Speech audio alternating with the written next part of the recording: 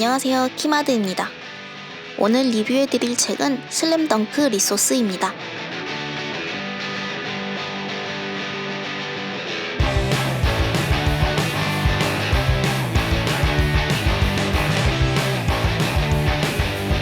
(2023년 2월 16일) 슬램덩크 리소스 한국어판이 발간되었습니다. 일본어 원서는 2022년 12월 15일에 발간되었습니다. 영화가 일본 현지에서 12월 3일에 개봉되었으니 슬램덩크 리소스는 영화 개봉 전에 이미 발간을 준비하고 있었던 것 같습니다. 영화가 만들어지게 된 시작과 과정을 모두 담은 도서형 메이킹 필름이라고 보시면 되는데요. 영화를 보면서 궁금했던 부분들이 이 책을 읽으면서 가려운 곳을 긁어주듯이 시원하게 해결되는 느낌을 받았습니다.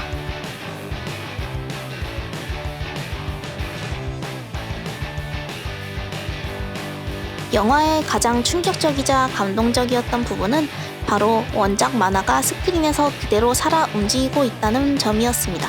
막연하게 모션 캡처가 선행되었다, 영화 기술이 많이 발전했다 라고 생각했었는데요. 그런 부분의 도움은 아주 일부분이었고, 가장 중요하게 작용한 부분은 영화의 거의 모든 장면을 이노우에 타케이코가 직접 손으로 그리고 글을 써가면서 아주 자세한 것까지 디렉팅을 해주었기 때문에 가능했다는 것이었습니다.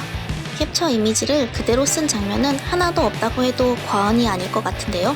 그 끝없는 수정의 극히 일부분을 담은 게 바로 이 책입니다. 목차 페이지에서 책을 읽는 방법을 살펴보면 이노우에 타케이코가 어떤 부분에 참여한 장면인지 확인할 수 있도록 체크한 항목이 나옵니다. 페이지 하단마다 작은 글자로 표기되어 있어서 정말 친절한 책이라는 인상을 받았습니다. 챕터 0에서는 이노우에 타케이코가 영화 제작 전에 그린 아이디어 스케치의 일부를 볼 수 있습니다. 형인 송준석과 1대1 농구를 하면서 송태섭의 나약한 어린 시절 모습이 더 자세하게 묘사됩니다. 영화에는 아예 등장하지 않았던 태섭의 친할머니 이야기도 실려 있습니다. 영화만 봐서는 태섭이 가족의 과거가 쓸쓸하게만 보여질 수 있는데 할머니가 있었다고 생각하니 어쩐지 안심이 되는 기분이었습니다. 챕터 1에서는 영화 초반의 모습을 보여줍니다. 태섭이 아버지 영정사진 이미지도 있습니다. 쭉 이어지는 콘티에 글자는 일본어 그대로 실려있고 하단이나 남는 공간에 한국어 번역이 적혀 있습니다. 작은 글자까지 놓치지 않고 번역해놓은 세심함이 참 좋았습니다. 준섭의 헤어스타일은 어머니의 실험때라는 말이 당시 가족들의 다정다감했던 분위기를 상상하게 합니다. 강렬했던 오프닝의 장면은 역시 의도적인 연출이었습니다. 이 장면을 보면 3D CG 캡처와 수정된 작화의 차이가 명확하게 보입니다. 희미하게 보이는 선이 캡처이고 진하게 그려진 그림이 수정된 작화인데요. 수정 후가 확실히 캐릭터의 성격이 잘 드러납니다. 아래의 작은 이미지가 캡처 이미지, 큰 화면이 수정한 이미지입니다. 익살스러움이 더해지면서 더 자연스럽습니다.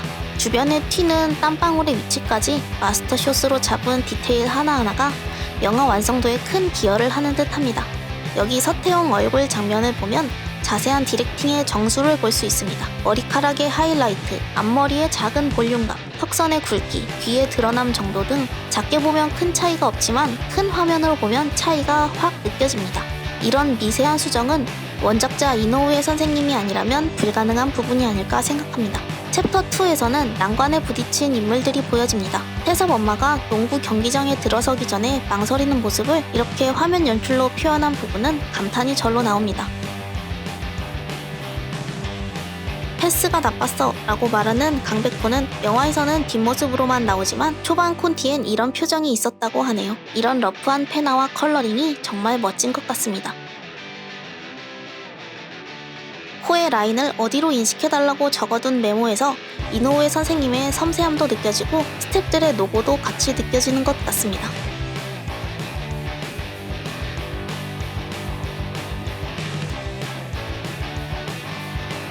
영화에서는 특별히 말로 설명되지 않았던 부분들을 메모로 적어놓은 걸 보니 독자들이 어떤 부분을 궁금해할지 알고 책을 만들었다는 느낌을 받았습니다. 이노우에 타케이코 인터뷰는 전편, 후편으로 나눠서 실려 있습니다. 전편에서는 어떻게 영화를 시작하게 되었고 어떤 마음으로 이런 엄청난 과정을 거쳐온 건지 심경을 밝혔습니다. 당시 일본에서 잡지연재를 할 때 마지막 회 마지막 부분에 제1부 완결이라고 적혀 있었다고 합니다. 그러면 당연히 독자들은 뒷이야기가 따로 있다고 생각했을 것 같습니다. 그 후로 계속 독자들에게 마음의 빚이 있었다고 합니다. 송태섭을 주인공으로 삼은 이유도 밝혔습니다. 연재 당시 태섭에 대해서 다 그리지 못했다는 미련이 남았었다고 하네요.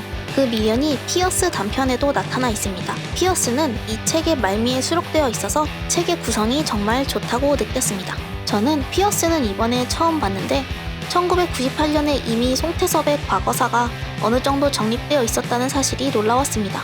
거기에 한나와의 인연도 있었다고 하니 송태섭이 숨겨진 주인공이었다고 해도 과언이 아닌 것 같습니다. 이 책에서 가장 공감이 갔던 부분은 자신의 작품을 다른 사람에게 상세히 설명하는 것이 너무 고통스러웠다는 인터뷰였습니다.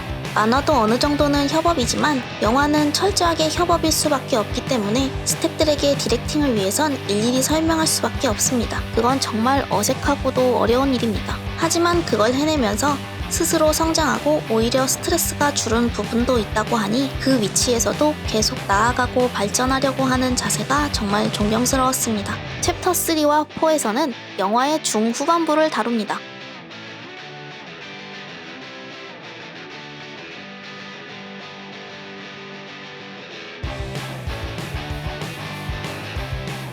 이 부분의 서태웅의 심리 묘사는 정말 좋았습니다. 서태웅은 강백호를 보고 있지 않아도 머리 어딘가에 강백호의 존재를 이미 알고 있다는 느낌.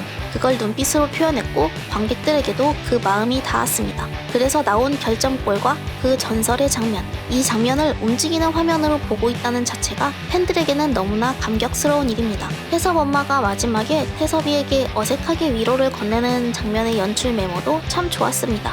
끌어안고 싶지만 쑥스러워서 할 수 없음.